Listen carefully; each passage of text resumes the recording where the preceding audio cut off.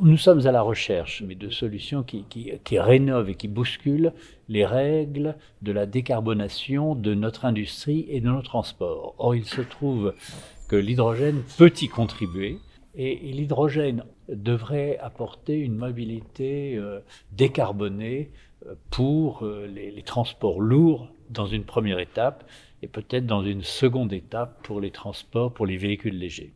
Alors, les différents modes de production d'hydrogène en France et dans le monde montrent très clairement qu'aujourd'hui, l'hydrogène, c'est une machine à fabriquer du CO2. Ce qui est exactement le contraire de ce que tout le monde souhaite aujourd'hui. Dans le secteur de l'usage chimique de l'hydrogène, on peut changer les habitudes en capturant le CO2 produit. C'est plus facile parce que ce sont de grosses unités de production d'hydrogène et donc la concentration d'émissions de CO2 est sur un petit nombre de très grands outils industriels. Donc la capture du CO2 est plus facile et une fois qu'on l'a capturé, on le stocke.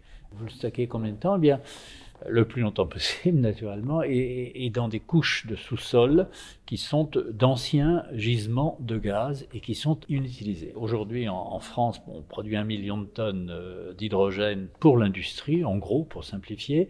99%, c'est du méthane réformé. Eh bien, si on le capturait, on économiserait 8 millions de tonnes de CO2. Ça commence à être significatif, c'est de l'ordre de 2% des émissions totales de CO2 en France. L'autre façon, et c'est celle qui est prometteuse, c'est de développer l'électrolyse. Et l'électrolyse peut progresser. Il y a, disons, en gros, 3 façons différentes de produire de l'hydrogène. Et la France est outillée pour être excellente dans la formule traditionnelle de l'électrolyse de l'eau. Ça demande beaucoup d'énergie électrique. C'est plus productif et nous avons également les entreprises capables de le faire. Et in fine, le CEA a développé de l'électrolyse à haute pression et haute température qui améliore le bilan énergétique.